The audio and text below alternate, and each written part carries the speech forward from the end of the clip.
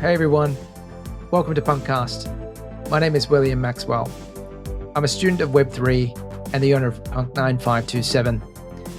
Cryptopunks are 10,000 uniquely generated characters stored permanently on the Ethereum blockchain. No punk is the same. This is a show dedicated to celebrating the punks behind the punk. My hope for this podcast is that we capture the essence of the punk culture, elevate the brand and the individual behind the punk. One last thing. Projects discussed on the show is not financial advice. Crypto and NFTs are a volatile and risky asset class. Please always do your own research. Other than that, let's go. Good morning and welcome back to PunkCast. Today we've got Punk6597. He's a 3 Atty, wearing horn-rimmed glasses, handlebar moustache, and an iconic purple cap. He's a builder at heart and previously worked at JibJab, Consensus, Nifty, Meme, and now currently the founder of VenturePunk, an innovation studio dedicated to advancing infrastructure in Web3, and also Skylab, a community for Web3 founders and funders. Please welcome the one and only, and one of the most respected punks in the space, Mr. Jordan Lyall. Jordan, welcome, mate. Hey, Maxwell. Thanks so much for having me. Appreciate the intro there. Of course, man. Thanks for taking some time out in the evening to join us on the call, but really excited to unwrap your punk story, man. So I actually remember Meme in the middle of, or maybe it's towards the back end of DeFi summer,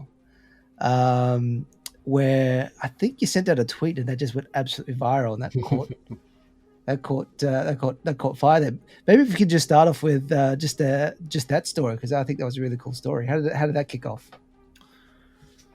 Yeah, it was kind of a crazy story. You know, I at the time I was working at Consensus, building some DeFi products, really thinking about how do we analyze risk across DeFi, and I tweeted kind of this fake product mock-up one day. It was like a Friday night.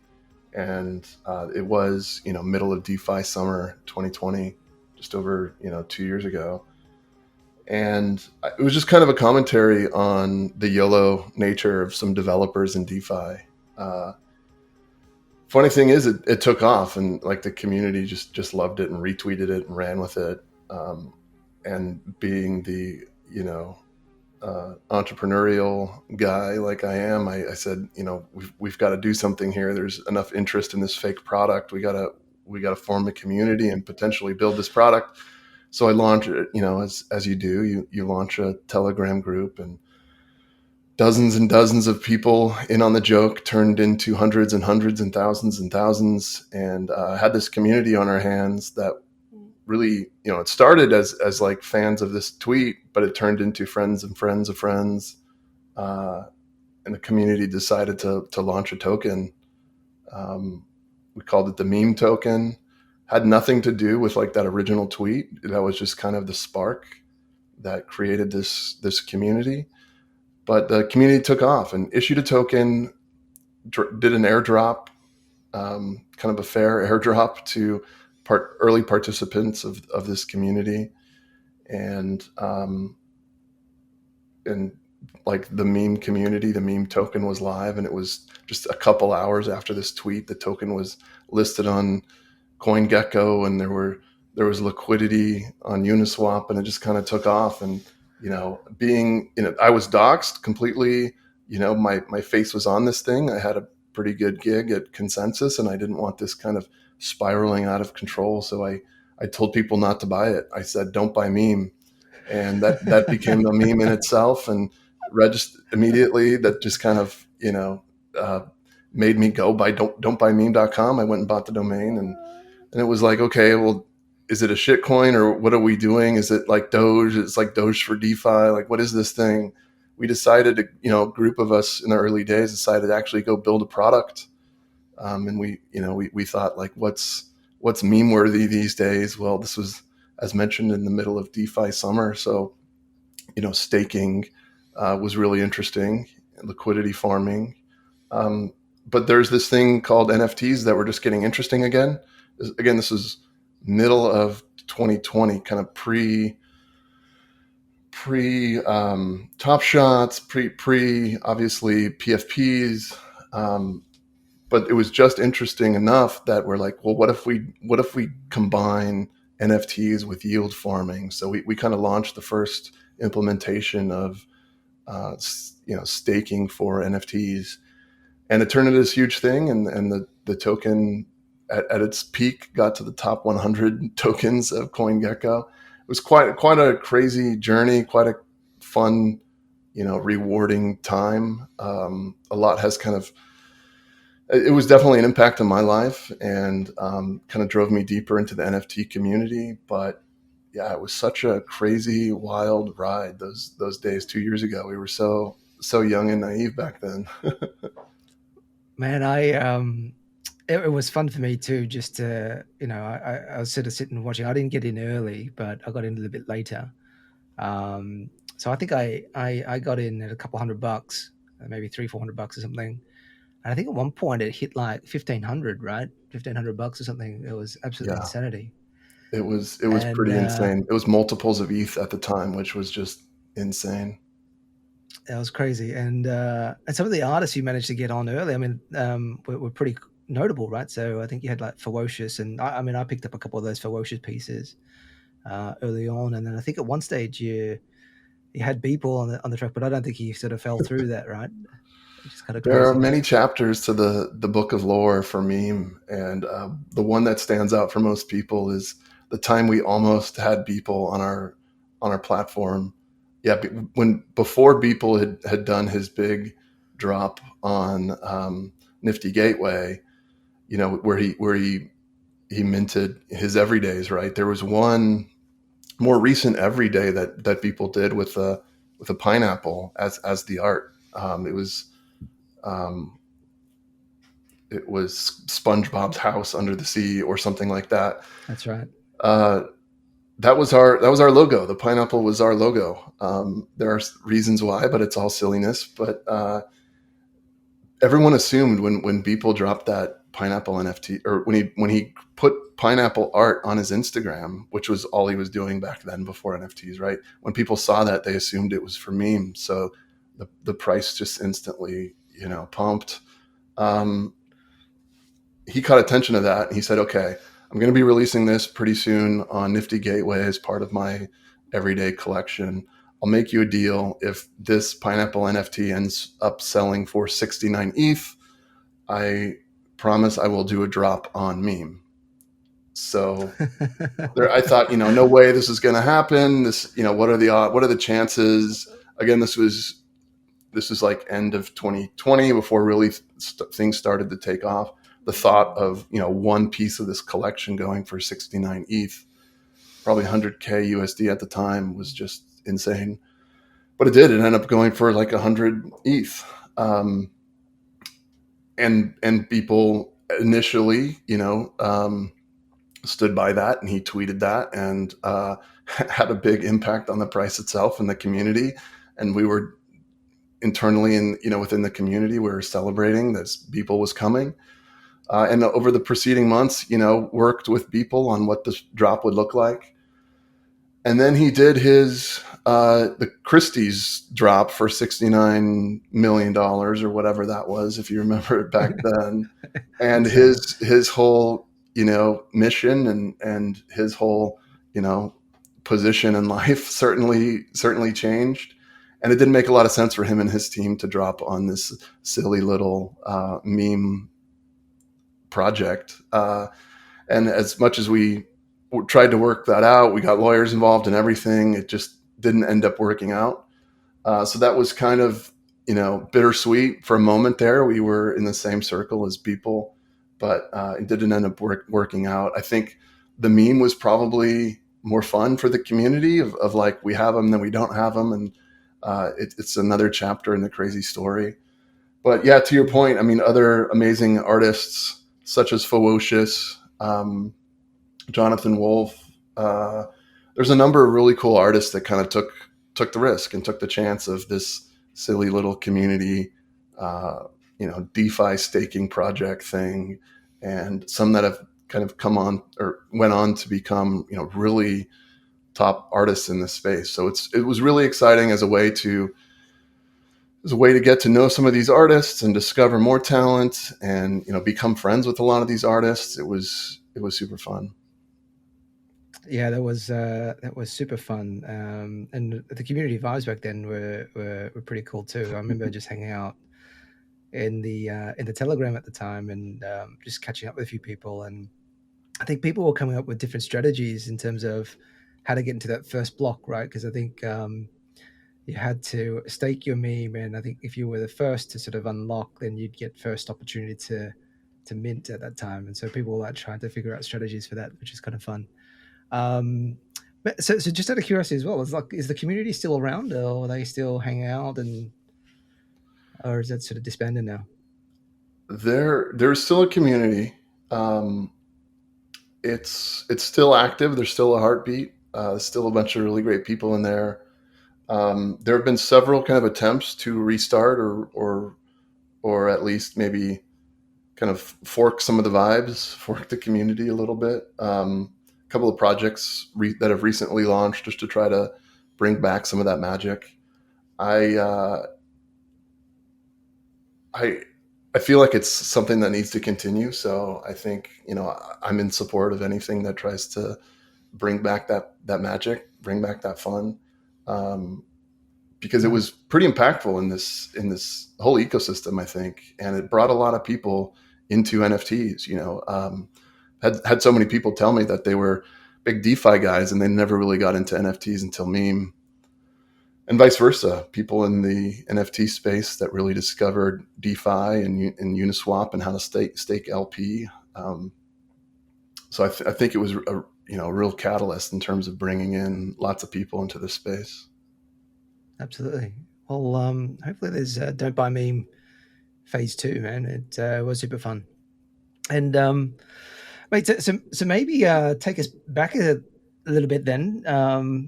What was your sort of background and upbringing to everything that happened before you founded Meme? Yeah, well, my background has always been at the intersection of like tech and business and design. I call myself a serial entrepreneur. I'm a product guy. Before crypto, I had launched a Web2 company that was acquired. We were a mobile app company. It was acquired by JibJab, kind of an early internet media company. So my background's always kind of been around consumer products and mobile apps. After rounding out my time after the acquisition at JibJab, spent 4 years there, and this was right in time. This is 2017, just as things were kind of popping off, getting exciting for Bitcoin and Ethereum. And there's this, I was around Bitcoin since 2013. I was actually building some products around other blockchains like Stellar and Ripple, just building some fun prototypes and things like that. But it really, when I saw Ethereum, it really stood out. It was like, wow, as a product guy, I can build some really fun stuff with this. It's no longer just about sending money to your friends. We can actually build something here. We can build products. We could kind of start to reinvent banking. We can build games. We can do all sorts of things. So yeah, just jumped in early 2018, jumped in all in full time working in this space, working in crypto and particularly the Ethereum ecosystem. I went to work for a early crypto startup called Total. They were a DEX aggregator. A couple years there, I was recruited by Consensus, just as we were calling it DeFi. I joined as like a DeFi product lead. The team within Consensus launched several products in DeFi. While at Consensus, as mentioned, launched Meme, and that kind of sent me into the NFT space full time. I dove in headfirst into the NFT scene and decided to make that my thing. So I left Consensus, kind of handed off the Meme project to the community, and then went and helped start nifties.com, which was more of a in partnership with some big movie studios. We launched several entertainment commercial properties NFT communities. And a few months ago, left that to start VenturePunks. So it's been, full time about 4.5 years, going on 5 years now that I've been full time in this space, and so that's my story. Wow, that's a lot of things in a short space of time. But I think 4 or 5 years in crypto is like probably amplified, right? So, man, there's a few things I want to unpack there. Maybe the first thing is I think you said you started working on a few things with Stellar and EOS, and then found your way into Ethereum. I guess maybe if you can unpack that a little bit more, what was it about Ethereum that you found a bit more compelling for you to spend more time in? Yeah, I was a fan of Bitcoin. I kind of saw it as this opportunity here to kind of reinvent money, and kind of saw it as an opportunity for just upside. I saw it more as an investment. But then I started seeing more blockchains come out, like Stellar. Stellar was really interesting because they had like an eye for design and UX in the early days, where Bitcoin was a little bit more, well, obviously, decentralized. It really stood out to me, and Stellar had just launched, and they were in need of some developers to start building on the Stellar blockchain. Right place at right time. I was waiting for my company to be sold in 2014, and waiting through all the legal back and forth. Right, had some free time on my hands, so I started building out these simple prototypes.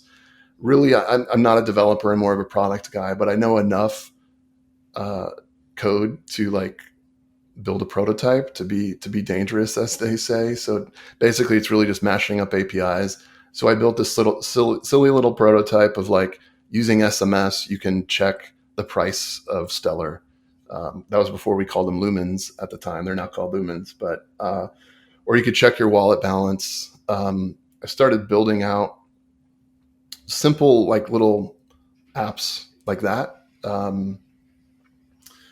And for a short period of time, like I became one of the even as simple as that was, one of the early developers on that blockchain. I was on the website for a while. I talked to the founders. They started sending me clients. So I kind of knew that there's an opportunity here to start building on blockchains. It was right when I sold my company and we needed to kind of focus on the company we had just sold to Jib Jab.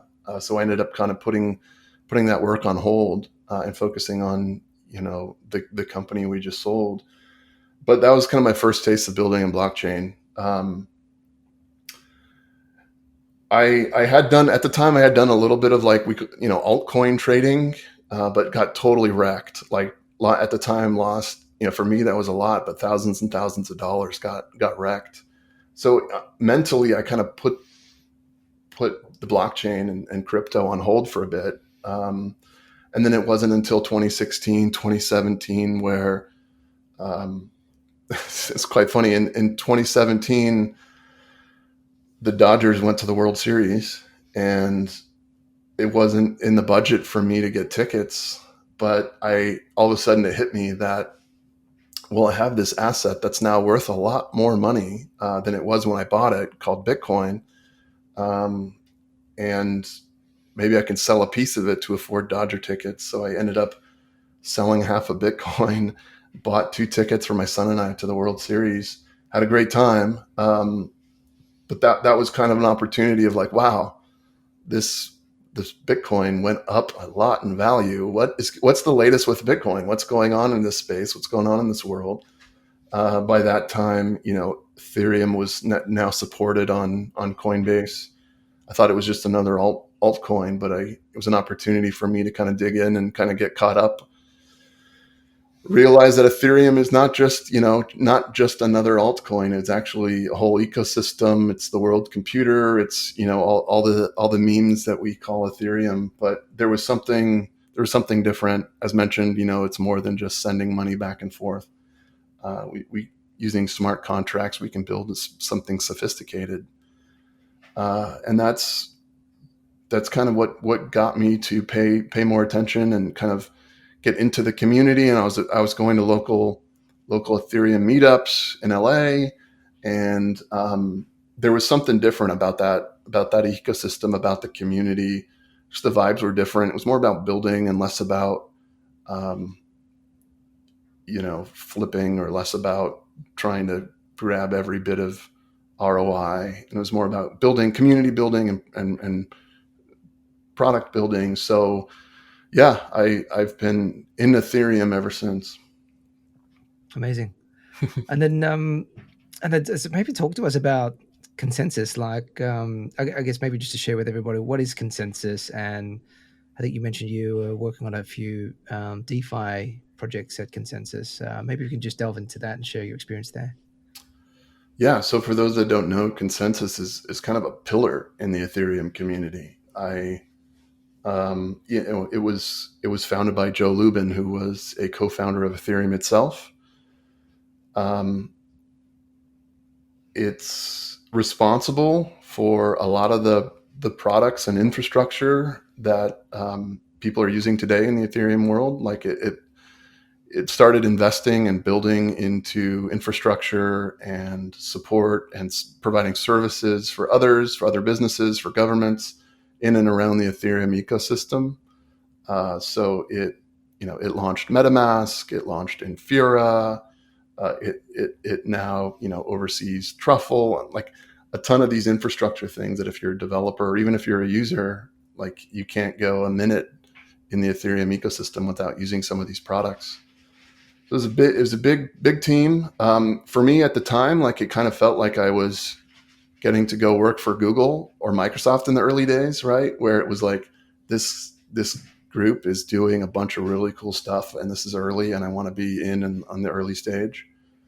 I joined in 2019, and the company had been around for a few years, so it's not like I was the early employee, but I was kind of joining at the time where they had like little to no DeFi presence, right?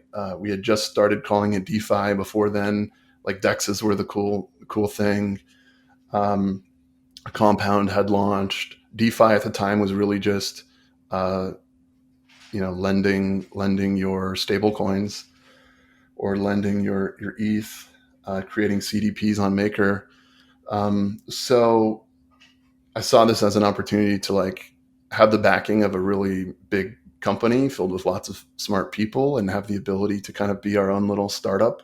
And we ended up launching several products and communities in the world of DeFi during my time at Consensus.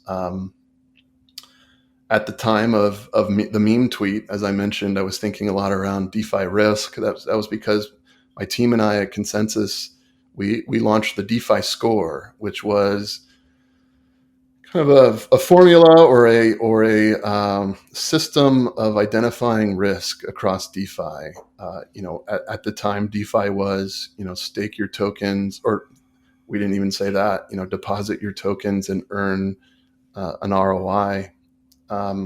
Different platforms had different returns to different APYs. So as a new user coming into the space, how do you think about risk? Do you just find the highest APY? No, because some are more risky than others. So we really started to break down and kind of create a score for each of these projects. Okay, were they fully decentralized? Okay, did they have their smart contracts audited? Did they have a bug bounty program? What was the volume of some of these DeFi protocols? So we really started to try to turn that into a science rather than just guessing or going after the highest rate of return. Try to put some risk. Maybe like a rating system on the blockchain. From that, we ended up building a couple products that utilized the rating scores. We kind of built a community around that. And those that know like the journey of Consensus, this was also a time where they had some downsizing. So there was over my 2 years there, there were a couple moments where they downsized. So we put the DeFi Score project on hold, and we then started working on some other projects.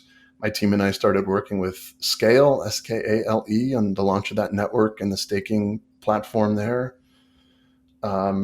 Towards the end of my time at Consensus, kind of post-meme, I was consulting on a couple projects in and around Consensus on NFTs. So I was kind of, for a moment, helping the MetaMask team on like how to think about NFTs within MetaMask. So it was great just to kind of, start out as the DeFi guy, and then I became the NFT guy within Consensus. And now they're doing a lot of things within DeFi and now with NFTs. So, and I've stayed close and stayed friendly. A lot of my friends in crypto come from Consensus. My time there was a really awesome experience. Getting to work with just like the smartest people in this space, and it was a super cool opportunity. Amazing, man. That would have been so much fun back then as well, right? I mean, DeFi Summer was such a crazy period. I mean, those APYs that were launching on some of those protocols were absolutely insane. So just to be in the mix of that would have been really, really fun. And mate, so tell me about, I guess, you by default with Meme came the NFT expert, and NFTs back then were relatively nascent in terms of adoption. Talk me through, I guess, your entry into NFTs. What was your first NFT? When did you sort of get sold on NFTs, and what was your thinking behind that at that time? So my very first NFT was CryptoKitties. This was right as mentioned, right when I was kind of getting back into the blockchain and trying to figure out what was going on, and really dove into crypto Twitter and started following certain people, and like all of a sudden one day everyone was talking about these CryptoKitties, these kitties on the blockchain that were slowing down the entire Ethereum network. And I paid attention, and I had to try it. So that was literally the first time I installed MetaMask, was at the day after the launch of CryptoKitties, because I had to figure this thing out. And my mind was just spinning, like, another use case for blockchain, another use case for these smart contracts. We've now got digital assets that can be proven unique on the blockchain. And it was another kind of like level up for the brain of like what's possible. And it was really exciting. So so that was my first, I purchased a couple CryptoKitties. I was mating them, breeding them, whatever they called it. And that was just super fun. And I remember, like, all of a sudden there was a CryptoKitty Gen Z NFT that sold for like $90,000. And this again was just, it took the space by storm. A lot of opinions on if that was valid, and people, like, that just blew my mind. It's funny looking back as we think about all the NFTs that have sold for much, much more since then. But it was a real spike in my attention, in like people's attention or people's interest in NFTs. But it kind of lit a spark that remained dormant for a couple years. Like, to be honest, I checked out OpenSea when it launched. I bought a couple NFTs around, DevCon 2018. I ended up launching, creating some of my own NFTs in 2019, just to kind of play with the tech. But it wasn't really until DeFi Summer of 2020, where it kind of caught me, all the progress. Even though I have been spending so much time in DeFi, there have been people that stayed in NFTs, whether they're builders or creators or community people, and kind of kept the ball rolling. It was at that point where I kind of jumped back in and realized that there's something special about NFTs. It's not just kind of for silly cat pictures. It could be so much more. I having been involved in a bunch of different, communities and subcultures in crypto, from Bitcoin to Stellar to, DEXs to DeFi. It was really NFTs that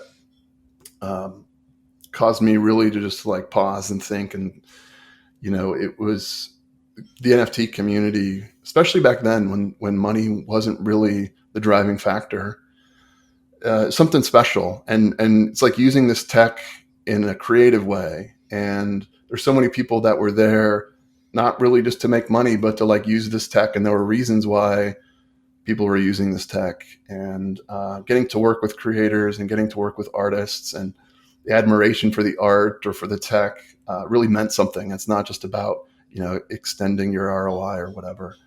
So that was really the opportunity. Once I started building in NFTs with Meme, that's kind of when I fell in love with the NFT community. Amazing. And mate, it's interesting that you made the transition from, I guess, DeFi altcoins into NFTs. And I think there's still, for me, I sort of find that there are still very two distinct groups of people in crypto, absolutely different people. And I think there's still a fair bit of resistance from the crypto altcoin community that still probably don't accept NFTs as anything legitimate. I mean, from your point of view, why do you think that is? Like, I'm just sort of always intrigued by that. Yeah, it's a great insight. I mean, it's totally true. I've tweeted about this or thought about this quite a bit ever since then. It's like there are people that are such big fans of Bitcoin that they kind of stand firm, and they're unable to really look into Ethereum or anything else other than Bitcoin, these maxis. And then there are people that got into this space through Bitcoin, then discovered Ethereum and all that's possible, and then saw this implementation called ERC 721s and kind of brushed that off. It's funny how some people's minds work, and they're able to, their brain takes them to a certain point, but not any further. For me, it was kind of silly that people were claiming, people in crypto claiming that these NFTs had no value, when the similar argument could be made, from traditional finance about Bitcoin itself, right? These things have value because we all believe it has value. We're doing something here unique. There's a reason why you can't just, copy a Bitcoin. Yeah, it's easier to right click and save a photo attached, an image attached to an NFT, but the inherent properties are pretty obvious once you've kind of gotten past the hurdle of like digital money. Honestly, it's just, I chalk it up to just like human nature and always wanting to be right. And especially when your bags are full, you become maxis and you don't want to kind of think that there's something else there. So something that's kind of driven me to like try to not be closed-minded in this space. That's been good and bad. I've, it's been helpful as I invest, as I collect, as I build. And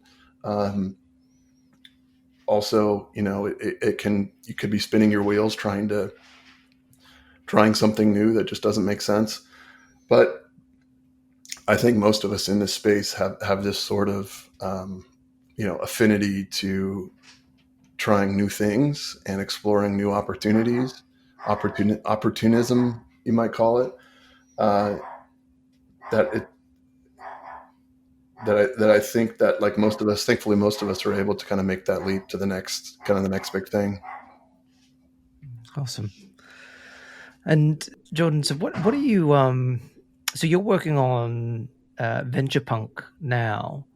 Can you maybe just give an introduction to VenturePunk? Because I think we just spoke earlier. I was lucky enough to participate as part of Punk DAO, Punk Ventures, and I know that we made a small investment in VenturePunk. So maybe if you can just introduce that and what you're sort of doing there. Yeah. So yeah, as mentioned, I just launched VenturePunk Inc., and it's a Web3 venture builder or a product studio. And yeah, we recently closed a pre-seed round that included some amazing builders, some amazing DAOs, And as you mentioned, PunkStyle or Punks Ventures, we're the first money out of that group.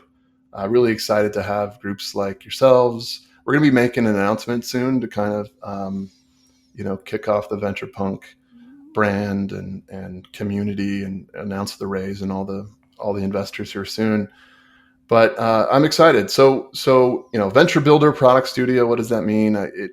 It's really an opportunity for us to try building new things and taking a bunch of shots on goal.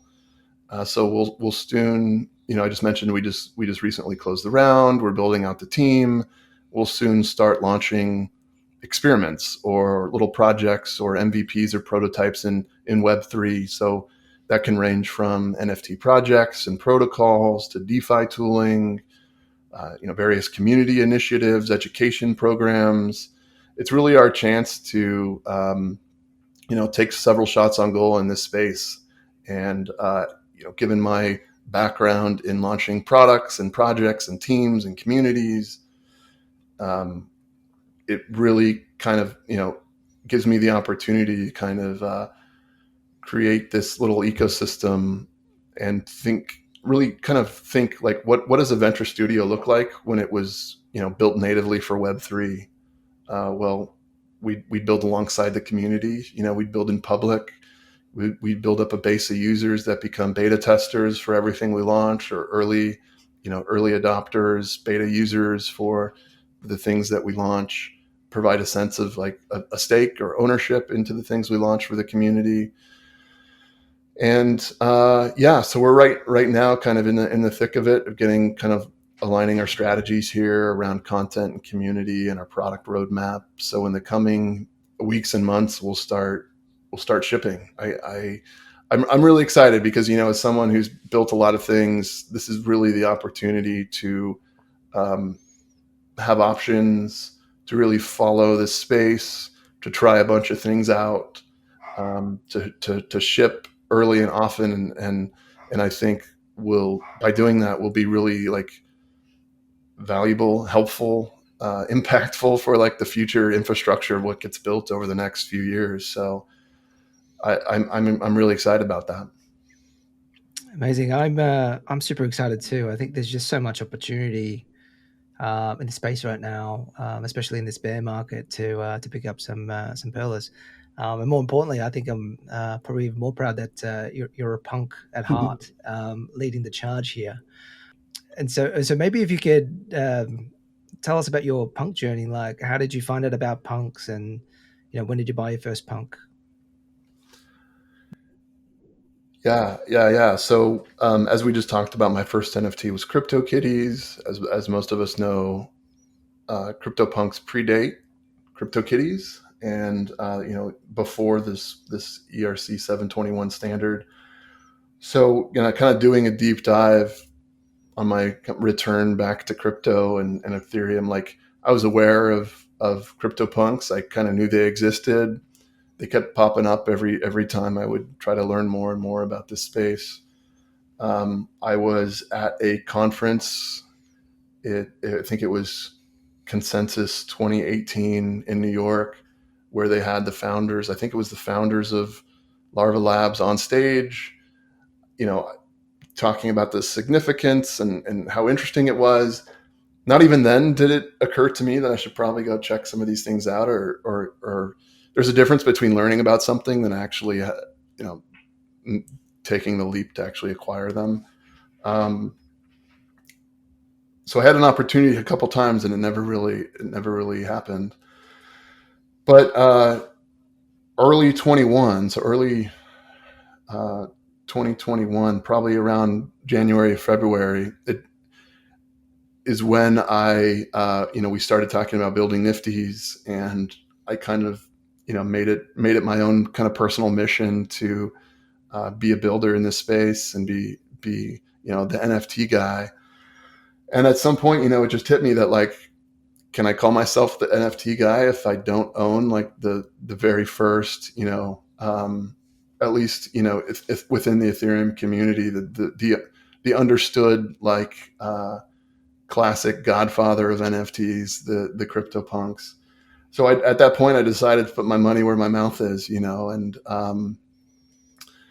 I was so kind of deep into it that like I felt like I kind of had to do it. I also kind of convinced myself at the time that by buying Punk, this is kind of diversifying my portfolio. I had a friend ask, like, did you talk to your wife after you spent so much money on a CryptoPunk? And it didn't even occur to me because it was Ethereum. I paid in Ethereum. It's not like I had to write a check or something. But yeah, so I think I paid around 20 ETH at the time. ETH was maybe $1,000. And I had first picked up the CryptoPunk, and I picked up something off the floor, like the cheapest one, but it didn't really. It wasn't me. It didn't settle. I didn't feel like putting it as my Twitter avatar, and I guess that's the thing. So I sold it, bought another one, didn't like it, sold it, bought another one, and went up, decided to go up a little bit higher from the floor, and I saw these with punks, and I saw like with the hats, the purple caps, and I saw that a few were being picked up. Turns out it was at the time it was Flamingo DAO just like sweeping the purple hat floor, and that gave me some FOMO, and I really wanted a purple hat, so I went and picked one up. To me, it was like once I had that guy, I was like, kind of looks like me. It instantly became my identity on social media, specifically Twitter. And it was like, and ever since I've been using that as my digital identity. And it's funny that just like how physically I start looking more and more like my CryptoPunk. I bought a purple hat. I usually wear glasses. There's been a time where I've had the handlebar mustache. So it is funny how my human self is starting to come closer and closer to my digital identity. Amazing. Wait, so Flamingo have got a bag of purple hats, do they? I didn't know that. You got bags and bags full of everything, but yeah, I know they hold quite a bit of punks. Yeah. No, it's a super cool punk, and it actually does look like you. So I think that's probably a compliment.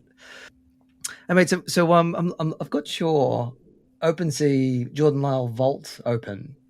You've got a really, I'd probably say, a Grail collection, right? Like Denzers, Chromies, Moonbirds. I mean, what kind of things do you enjoy collecting, and why do you collect? I mean, you mentioned some of the things that I just that are kind of the grails in my collection: the Fidenzas, the Chromie Squiggles. I'm a big fan of art blocks and generative art in general. I think the thing that stands out for me are the projects and collections and artists that are doing something different, that kind of push the envelope a little bit, evolve the space, try uh, try new things. I was early to art blocks, and I minted a couple squiggles and a couple other projects. But again, just because I like to try everything, being a builder in the space, you want to try all the competition. You want to kind of know what's being built. Um, I didn't go all in, and I ended up, paying the difference on a Fidenza, paying, a few months later. Um, but is those types of projects that just kind of stand out to me. They're historical. They're doing something different. They're doing something unique. They're visually kind of stunning. Um, in terms of PFP projects, like I I was early to buy Bored Apes. I minted the Proof Pass, so I was able to get a bunch of Moonbirds. I'm also a big fan of CCO collections, just because CCO really stood out to me as like the next step in like, okay, so we have decentralized tech. Now we have decentralized, rights in a sense, where the community owns it.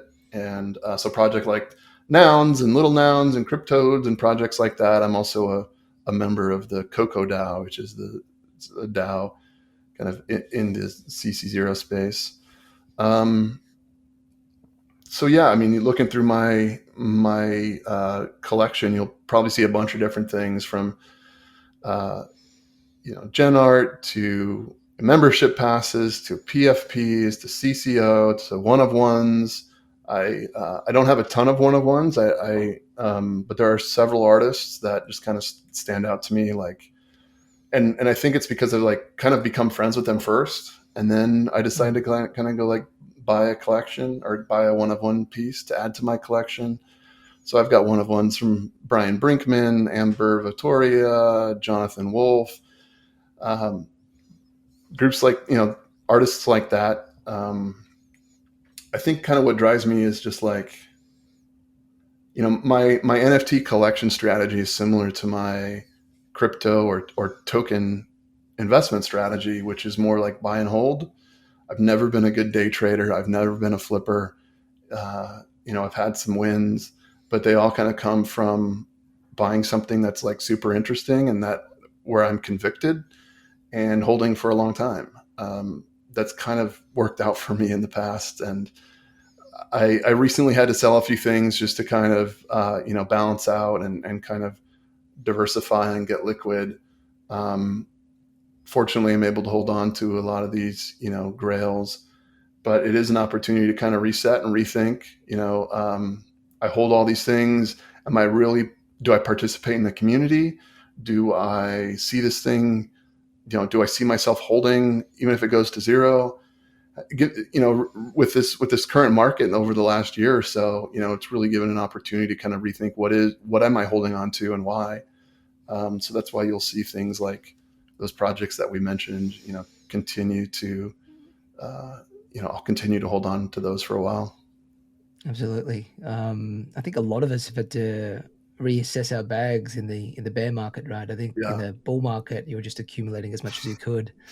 And I like to say to people that I had to Marie Kondo my bags and go through each one and sort of test if, was it actually sparking any joy? And if not, I'd probably have to find an exit. Cool. When you look into, I guess, the punk community, is there a sort of favorite punk identity or profile that that you've got a lot of value out of over the years? Like, who's your favorite? You mean like an individual person in the community? Yeah. So many.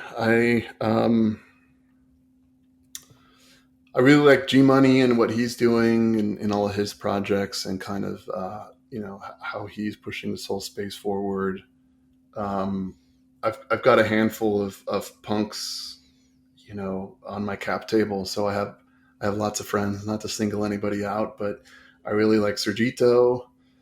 And, there's a bunch of people that are active in the community that I've, become close to. Henry, Thank You X. I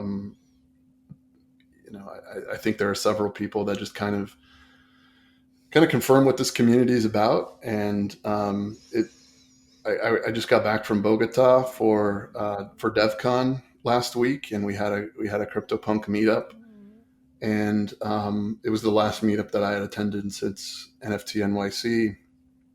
And it just kind of affirms like this is the community that I belong in. It's one of the the Telegram group of punk holders is one of the communities I check religiously every morning. When I open up the computer, I jump into the Telegram. There's only a couple communities where I do that, and one of them is the CryptoPunk community, just because I just think it embodies so much. And whenever you meet a punk in real life, there's like an instant shorthand where that this person is in it for the right reasons. There's a reason we're choosing this community versus apes or some other community. And you kind of get this instant kind of relationship or kinship or trust with this person. Many of us in this community are builders ourselves. so it's such a valuable community to be a part of. That's why I'm excited for Venture Punk. Obviously, with a punk in the name, we're kind of de facto part of this larger ecosystem.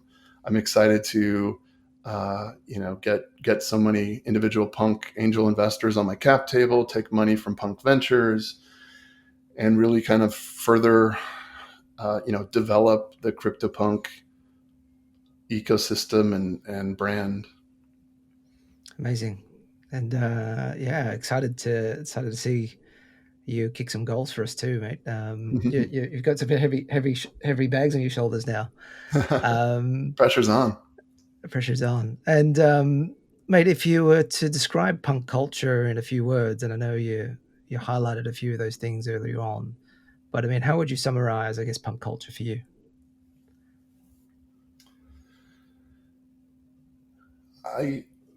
The word that comes to mind is like trust or trustworthy. I think, obviously there are bad actors in any community. And I know we like to make jokes about people who, old rich white guys that buy a punk and then kind of, do things that aren't great for the community. But on the whole, I think, that this community is just something special. The reason I say trust is because you've got this kind of instant connection, whether they were early to acquire a punk and they kind of saw the potential, or they came later. Like some of my closest friends in this space are people that have a CryptoPunk, and when I think about, okay, what's the brand that I'm trying to create with Venture Punk, there's a reason why I'm kind of leaning into the Venture Punk and leaning into the CryptoPunk community, because it's like instant validation or instant cachet built just by aligning yourselves with communities such as the CryptoPunks. Awesome. And then if you could pass on a message, I guess, to the owner of your next punk, what would you like to say to them? The owner of my next punk? Or your current punk? Your current punk. The next owner of my current punk. Just the thought of selling is upsetting. So I guess I wouldn't sell. It would be to my son. So I would say, hi son. Take good care of it.